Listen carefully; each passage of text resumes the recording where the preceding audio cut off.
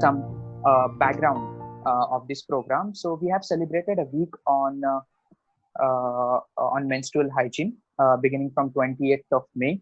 And as a part of this initiative, we thought that we should bring the menstruation in the public domain, because even in this 21st century, this topic is not much talked about.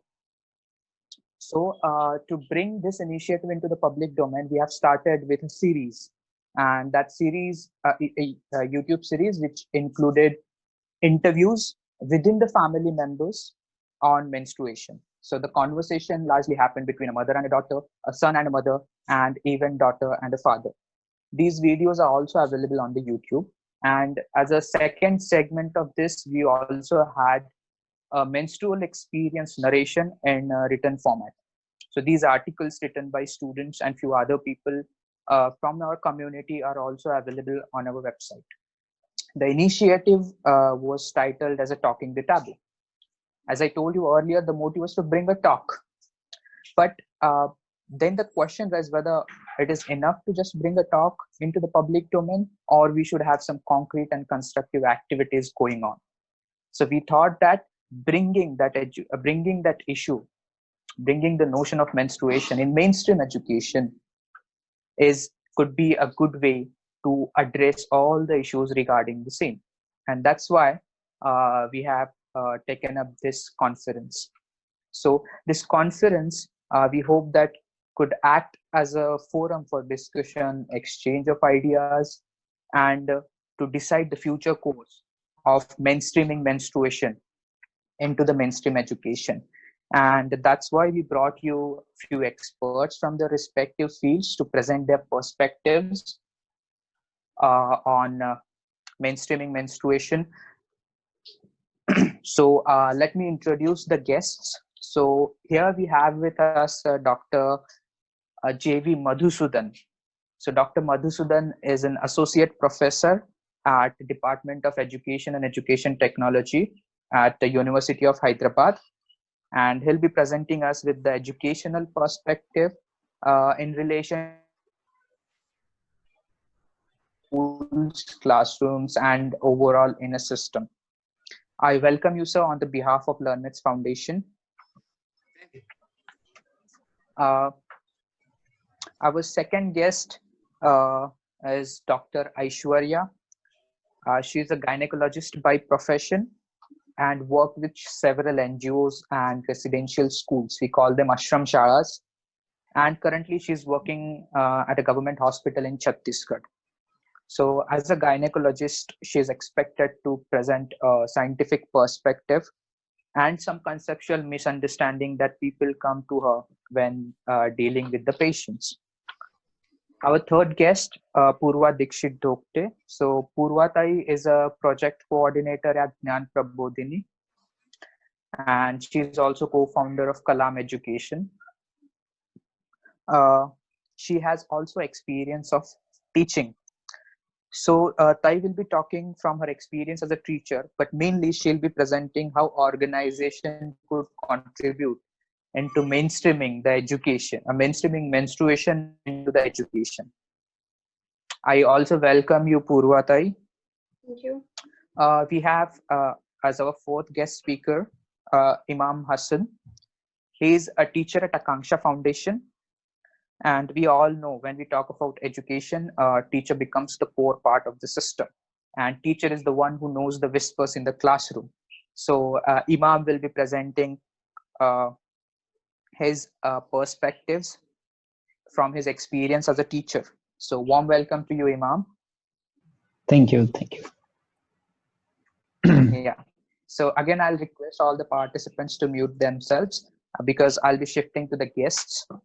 So I'd request Dr. Madhusudan to present his opinion and perspective on mainstreaming the menstrual education. So, yeah, Madhusudan, sir. Yeah, thank you, Mr. Niyaj Mulani. Thank you so much for this invitation that has been extended to me. I'm very much glad, actually, I must say.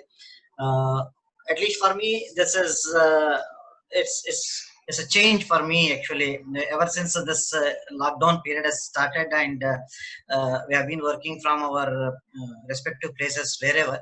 And I personally, I was working continuously, rather more than what normal time. I've been working on online teaching. Actually, I've been taking classes for HRDCs. But this Nikita, when she proposed to me that, sir, we are organizing a program on such and such a topic and such a thing.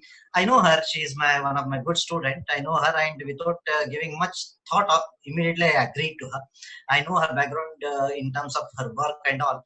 See, the topic that you people have chosen, and the young minds coming together and talking, this itself shows that we have a bright future that is coming up, especially when we are talking about such issues inside the classrooms and inside the educational systems. With this note, I thought I'll get into this young galaxy of the minds that are coming together and talking such an important issue. However, I'm an outsider to the issue in terms of knowing the technicalities of the issue that we have been talking.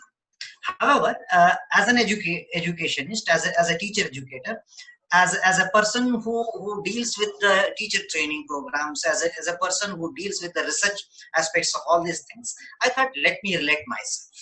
So it's, in that sense, it's just an humble effort that I'm going to make. Maybe I'll spend 10 or 12 minutes or maybe 15 minutes or lesser than that. So let me use, I'm sharing a PowerPoint. Please allow me to do that. Let me share the screen for you.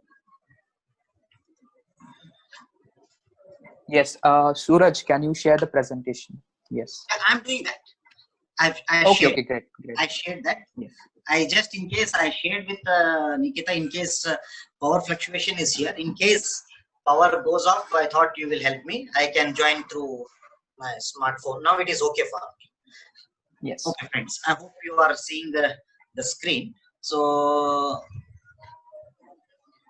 here, again, once again, I come from an university which is called University of Hyderabad.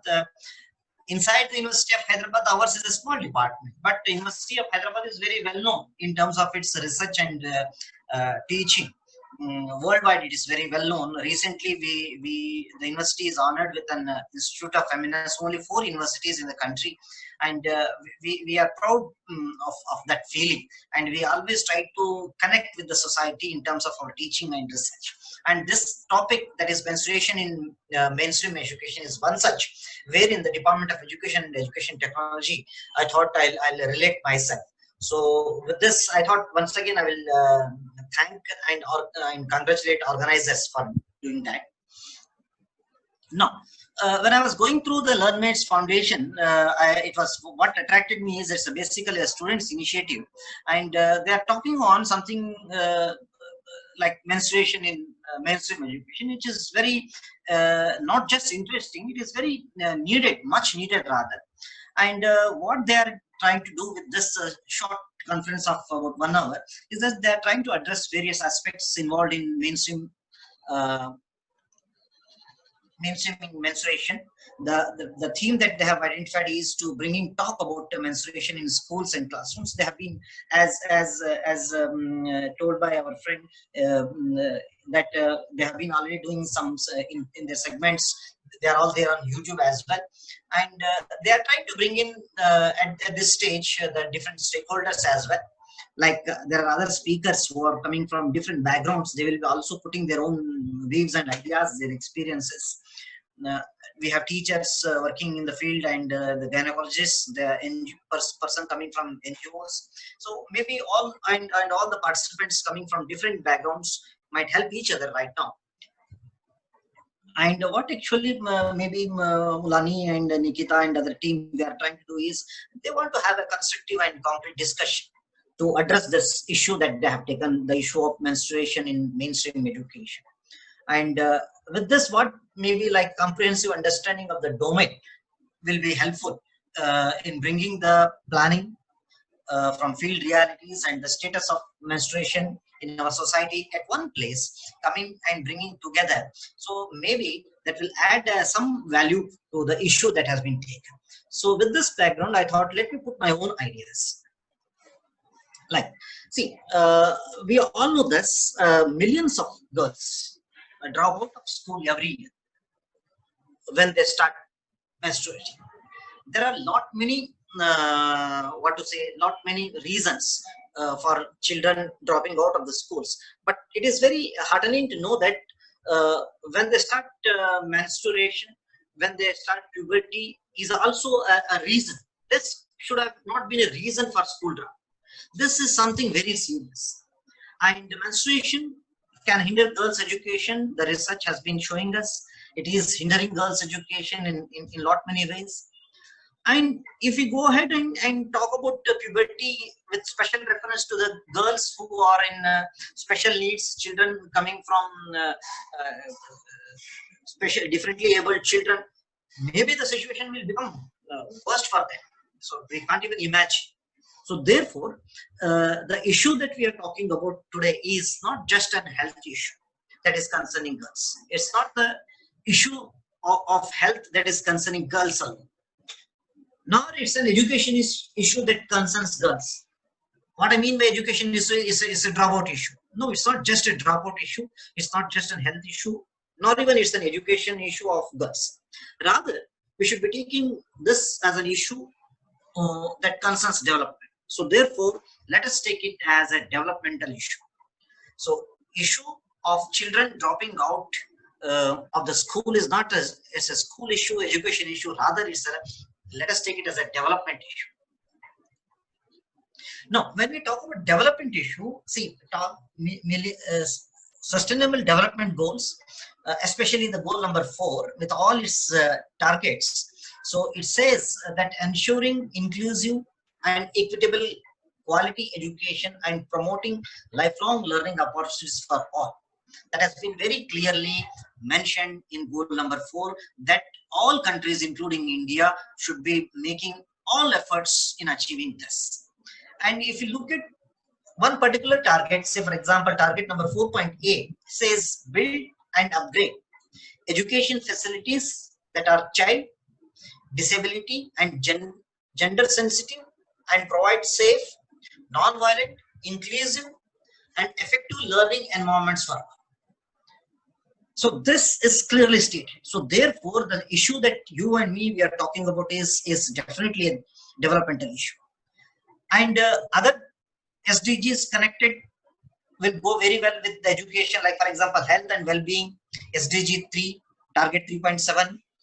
Then by 2030, ensure universal access to sexual and reproductive healthcare services, including for family planning, information and education, and the integration of reproductive health into national strategies and programs. And also SDG 5, gender equality, that guarantee women aged 15 to 49 years access to sexual and reproductive health care, information and education. So what here I would like to, what essentially I'm trying to do is, it's SDG 4 is not just an education goal, it's connected with all other developmental goals. Now we can look the issue either from short term or long term. If I have to look at the menstruation issue, bringing the discussion dialogue into the classrooms, it could be very simple in terms of if we talk about the short term achievement, if we have to, like for example, bringing access to clean, usable restrooms. This could be very simple provision that can be made easily, but still even this is not has not been achieved. So therefore, the priority and the most important short-term goal of achieving this should be making access to clean, usable restrooms. And could be like providing free sanitary products. This could be another way of getting into the issue. And you can bring in some awareness programs of like puberty education. So those kind of adolescence education, whatever name you give it, some sort of educational programs in short term we can bring in. And we have another opportunity in terms of Swachh Bharat Abhiyan that has been recently our ongoing program. It is one of the very ambitious program of Government of India, I must say. So this Swachh Bharat Abhiyan itself is giving emphasis to the menstrual hygiene in its mandate. And it says the funds allocated for information, education and communication, that is IEC, may be spent on bettering awareness on menstruation hygiene in villages. When we talk about villages, it includes all the girls as well. Adequate knowledge of menstruation hygiene and development of local sanitary napkin manufacturing units is also encouraged under this program. So these things may go as a short-term measures, but I am taking your attention to something different here because I'm coming from an education background. What we do in education is more interesting for me, at least. Like, for example, we have to look for a long-term goal. The students' initiative that they have taken, they are not looking only for short-term goal. The long-term goal may be like, for example, when I personally was trying to understand, see, there is a lack of menstruational knowledge across all the sections. You talk to any boys, for example. Okay, why boys should not have the knowledge about this? So I thought boys have so even girls, for example. So therefore, there is a serious lack of menstruational knowledge that is what needed. And another thing is that at infrastructure level, it is poor access to sanitary products. That is also we know very well. And on top of that, the girls, where they go to the schools during such a crisis, I should not be saying a crisis, rather it's a recurring normal issue. But when girls go to school, it's not so enabling environment they find. So you can call it as a non-facilitating school environment in terms of accommodating the girls, children especially. No, the long-term goal should be focusing on these issues with, like, for example, how can education policy and practices be addressed to reduce the burden of menstruation for school girls. This is a serious issue that educators should be focusing on. And what has to be done is, like, there is a need to do a review of already done research, like synthetic review of health, particularly menstruation hygiene and education access. What is actually is being done, what has been already done, what has to be done, both programmatic level and research level. A systematic review has to be done. And the educators, the researchers in the university departments can take up such studies. And there is a need to identify knowledge gaps that could be filled by new empirical research. That research is needed. Here, though it is empirical research, I was mentioning it, I am not mentioning only about, say, for example, what to say, not only quantitative research. There is a lot to be done in terms of qualitative research. Especially the qualitative research is needed more here when we are talking about menstruation and bringing it into the normal classroom situations as a dialogue. So therefore, there is a lot to be done here in this area, and we have an opportunity right in our country, one opportunity in the sense very soon. It was long due actually. National policy on education. Frequently we call it as a new education policy also. It was supposed to come in 2019. Very soon, maybe it will come. National policy on education normally takes care of everything. Because of the advocacy, pressure and other things, normally because it is education policy, the most of the things will be based on, the focus will be on learning crisis. But there is a need for NGOs like this, the platforms like this, conferences like this. They can also build in, act as a pressure groups and talk about such issues. And what follows after national policy in education is that it's mandate, it's compulsory that they have to bring in the national curriculum framework. It's long due. So maybe in the 2015 national curriculum framework was done, and based on the thematical issues, textbooks were framed, textbooks were written, textbooks were modified, whatever way the past. Now there is a need to work again. So while working again, there is a huge scope for educational systems to accommodate such an important issue. So this is the right time, I thought, to get the notice of the policymakers in terms of at least to bring in the curriculum framework.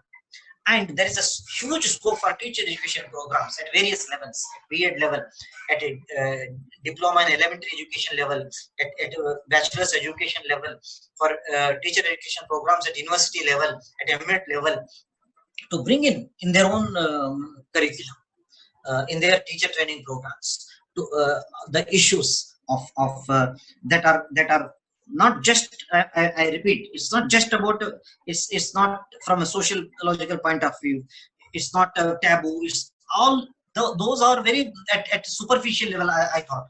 But as a person who is talking about education, we have a lot to do in terms of bringing in the change that will be reflected in textbook, maybe at policy level, at training programs level, even at a national level, in terms of national curriculum framework. I thought this is what I wanted to see here, because the time is very short and we would like to bring in essential issues that were concerning.